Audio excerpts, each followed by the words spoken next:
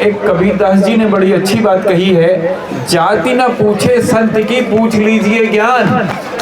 जाति न पूछे संत की पूछ लीजिए ज्ञान। और यही चीज अब अप्लाई होती है आर्टिफिशियल इंटेलिजेंस में कि डिग्री न पूछे बच्चे की, पूछ लीजिए कौशल, पूछ लीजिए स्किल। बच्चे की डिग्री से कोई मतलब नहीं है, अब डिग्री खत्म, डिग्री का जमाना चला गया, कौशल का जमाना आ गया। और कौशल में भी विशेष कौशल है आर्टिफिशियल इंटेलिजेंस। फिर दोहराना चाहूंगा, बात तो उस जमाने की है, जाति न पूछे संत की पूछ लीजिए ज्ञान। तो यहाँ पर संत को बदल के विद्यार्थी कर लीजिए जो बड़ी बड़ी डिग्रियों पीएचडी के साथ है। तो लेकिन आज बेरोजगार घूम रहा है, बेरोजगार घूम रहा है क्योंकि उसके पास कौशल नहीं है। कौशल का होना जरूरी है, और विशेष कौशल, आप कोई भी कौशल सीखेंगे उसके साथ आर्टिफिशियल इंटेलिजेंस को लगा डालिए, आपके कौशल दुगने। क्या हमें एआई के बारे में जानने की जरूरत है? क्या एआई का हमारी लाइफ में कोई इम्पैक्ट है भी? आज मैं इस विषय पर चर्चा करना चाहूंगा। मैं भी थोड़ी हाइप क्रिएट कर देता हूँ। एआई के गॉडफादर हैं जॉफ्री हिंटन, जिन्हें पिछले ही साल नोबेल प्राइज से सम्मानित किया गया है। उनका कहना है कि 10 से 20% चांस है कि अगले 30 इयर्स में, अगले 30 साल में ह्यूमैनिटी का एक्सटिंक्शन हो जाएगा एआई की वजह से। ह्यूमैनिटी का एक्सटिंक्शन, आपने सुना होगा डायनासोर्स होते थे कुछ करोड़ों साल पहले। इस टेक्नोलॉजी के गॉडफादर जॉफ्री हिंटन का कहना है कि 10 से 20% चांस है ऑफ ह्यूमन एक्सटिंक्शन, इंसानियत ही खत्म हो जाएगी अगले 30 साल में एआई की वजह से। गूगल के सीईओ, गूगल का नाम सबने सुना है और उसके सीईओ का नाम भी बहुत लोग जानते होंगे, सुंदर पिचाई, जो कि भारतीय मूल के हैं।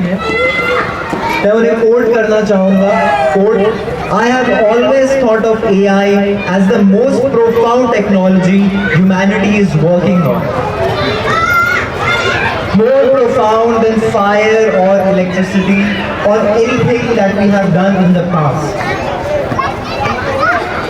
Unquote. एक बार फिर से पढ़ लेते हैं।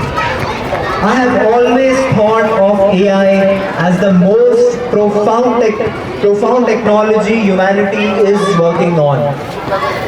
More profound than fire or electricity or anything that we have done in the past, quote unquote.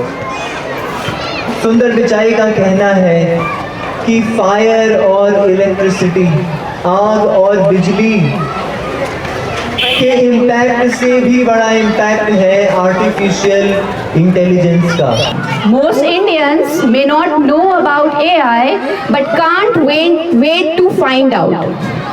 मतलब a majority of Indians confess they are not familiar with artificial intelligence, but they are curious to find out how it can be helpful tool for creative and routine tasks, according to Google Cantar study.